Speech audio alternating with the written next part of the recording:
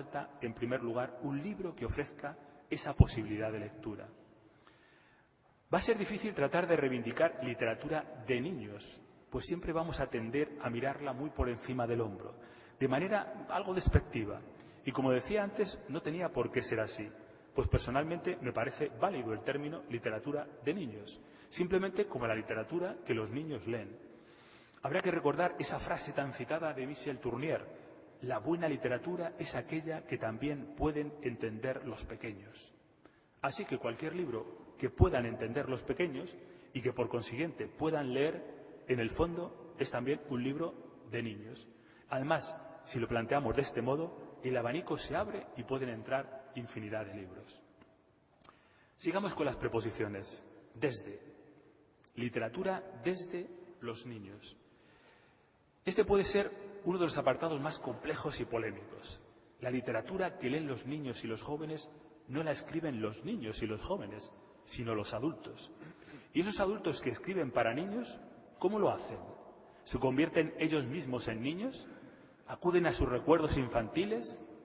Hay una frase archiconocida que creo que pronunció María Luisa Gefael y que ha sido repetida hasta la saciedad.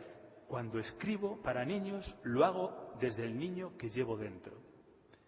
Yo mismo hice mía esa frase en alguna ocasión, pero con el tiempo me voy distanciando de ella. Es más, creo que la he puesto en cuarentena. Es evidente que todos los adultos llevamos un niño dentro, el niño que fuimos. Algunos a lo mejor lo han perdido definitivamente de vista, pero otros lo llevan a flor de piel. Y no hay ni siquiera que escarbar entre nuestros recuerdos para que ese niño aparezca con nitidez. Y ese niño, ¿quién lo duda?, nos ha conformado, nos conforma y nos conformará mientras estemos vivos. Pero para mí hay un hecho incuestionable. Yo soy un adulto y no me transformo en niño cuando escribo para niños. Soy un adulto que escribe para niños. Eso sí, voy a tratar de hablar al niño de tú a tú. Y esto es difícil siempre para un adulto. A lo mejor ahí está la dificultad y al mismo tiempo el mérito de la literatura infantil. Voy a tratar de conectar con el niño y con todo su mundo, pero siempre desde el adulto que soy, pues otra cosa sería imposible. Voy a observar a ese niño, voy a reflexionar sobre lo que hace y lo que dice. Voy a fijarme en sus movimientos, en su conducta, en su vocabulario. Todo eso es parte de la tarea del escritor. Y después voy a escribir una historia, pero no de arriba abajo. No quiero que el niño sienta mi libro como algo vertical, como un rayo caído del cielo, sino como algo horizontal. Una conversación, un susurro, una sugerencia, un guiño. Y voy a escribir esa historia con los 5 sentidos, lo mejor posible, con todo mi interés y con toda mi atención. Yo creo que esto es incuestionable. Un escritor siempre tiene que desdoblarse de alguna manera cuando escribe. Si no, ¿cómo escribir sobre un asesino en serie si uno no es un asesino en serie? ¿Cómo escribir sobre un tirano sanguinario si uno no es un tirano sanguinario? O incluso, ¿cómo escribir sobre una mujer si uno no es mujer? El escritor busca por otros mundos diferentes al suyo, no ajenos, llenos de personajes, y de ahí extrae la materia prima de sus obras. ¿No es esa, en definitiva, la tarea del escritor? Por consiguiente, del mismo modo que puedo escribir sobre un asesino en serie, sobre un tirano sanguinario o sobre una mujer, también puedo escribir sobre un niño, con voluntad de que ese niño entienda todo lo que le estoy contando. Por supuesto, del niño que fui, ese que llevo dentro, incluso a flor de piel, tal vez saque alguna idea, alguna anécdota, algún recuerdo desilvanado, pero el grueso de mi libro seguro que sale del adulto que soy en el momento de la escritura. Un adulto que mira al niño de frente, que lo observa y que desea trasladarle la magia de la lectura y de la literatura. Más preposiciones. Hacia, hasta. Literatura hacia, hasta los niños. Estas preposiciones nos hablan de un camino hacia, un camino hasta. En la literatura infantil y juvenil el camino es muy importante. Si recordamos el esquema clásico de comunicación, nos quedaríamos con emisor, mensaje, receptor. ¿Lo recuerdan? Es algo muy simple. Escritor, libro, lector. Pero cuando hablamos de literatura infantil y juvenil, cobra una gran importancia una figura nueva que podríamos llamar mediador. A un niño, un ser que está en proceso de formación, de crecimiento físico e intelectual, hay que acercarle los libros. Lo mismo que hay que acercarle muchísimas cosas más.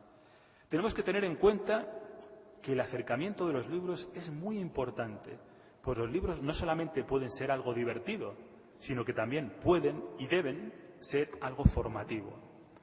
Hoy, en medio de esta cultura light que se nos impone, parece que ya nada tiene que ser formativo.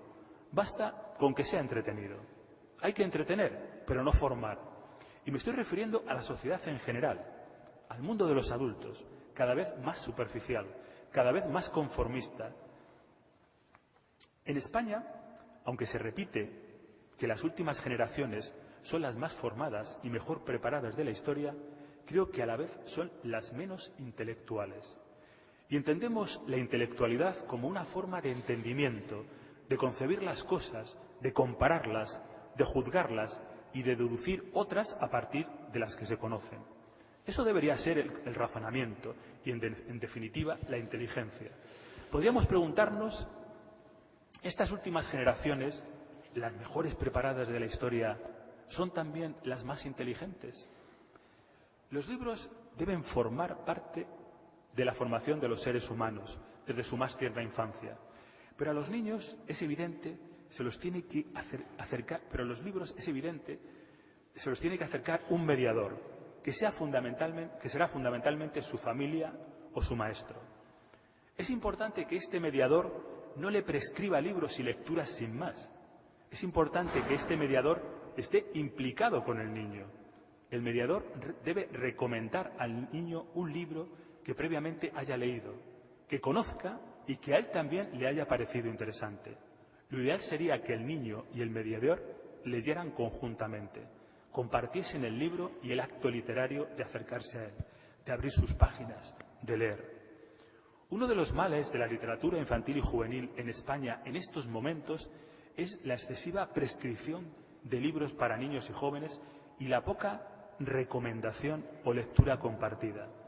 Los padres compran sin más un libro a sus hijos y casi le ordenan, lee.